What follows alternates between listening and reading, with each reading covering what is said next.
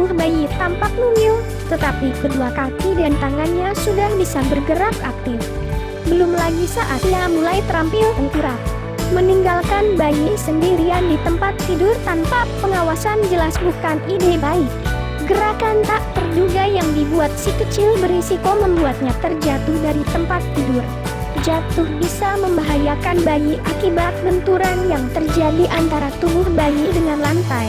Tak jarang orang tua memilih menaruh pagar pembatas atau kasur tambahan di bawah tempat tidur untuk mengurangi risiko jatuh tersebut. Namun, meskipun sudah berusaha mengantisipasi, tetap saja kecelakaan jatuh dari tempat tidur bisa dialami si kecil. Berikut popmama.com rangkumkan beberapa hal yang harus segera mama lakukan saat bayi jatuh dari tempat tidur, seperti dilansir dari healthline.com. 1. Cek kondisi fisik dan kesadaran bayi. Terjatuh bisa menyebabkan bayi kehilangan kesadaran. Ia bisa tampak lemas atau tertidur sebelum sadar kembali. Kondisi demikian tergolong darurat medis, terlebih jika tampak ada cedera kepala serius, seperti tanda perdarahan atau ketidaksadaran. Segera hubungi rumah sakit atau tenaga kesehatan terdekat. Namun, dalam situasi demikian, memindahkan bayi segera justru berisiko tinggi bayi mengalami cedera lebih lanjut. Maka, jangan pindahkan bayi, tetapi dampingi untuk memeriksa kondisinya. Jika ia muntah atau kejang, jaga leher tetap lurus, dan balikan tubuh anak. Saat melihat perdarahan, tekan lembut dengan kain bersih sampai bantuan tiba. Bagaimana jika bayi tidak terluka parah? Reaksi umumnya adalah ia akan menangis kencang. Setelah memeriksa kondisi fisiknya dan tidak ada tanda-tanda terluka parah, gendong perlahan dan peluk sambil menghiburnya. Ia pasti sedang ketakutan karena kejadian itu. Sambil menghibur, periksa apakah ada tanda cedera yang tampak. Membawanya ke dokter segera setelah jatuh sangat disarankan pada bayi berusia kurang dari 1 tahun. Sementara, apabila mama tidak melihat tanda luka apapun, tetap tenangkan bayi.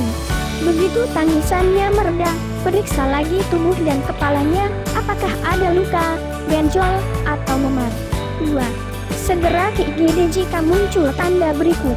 Bayi tampak tidak cedera parah atau tidak kehilangan kesadaran. Tetap pantau selama beberapa waktu. Tanda apa saja yang muncul dari bayi, terutama sesuatu yang di luar kebiasaannya atau saat insting mama berkata ada yang tidak beres, segera cari bantuan medis. Apalagi jika muncul tanda-tanda berikut, sebaiknya segera bawa bayi ke IGD terdekat. Lebih rewel dari biasanya, ada bagian menggeming di soft spot di kepala bagian depan, terus menggosok-gosok kepalanya, mengantuk terus-menerus, keluar cairan kekuningan atau darah dari hidung maupun telinga, tangisan melengking, kehilangan keseimbangan, koordinasi yang buruk, tidak seperti biasa, ukuran pupil mata tidak sama besar, lebih sensitif pada cahaya atau suara, muntah. 3.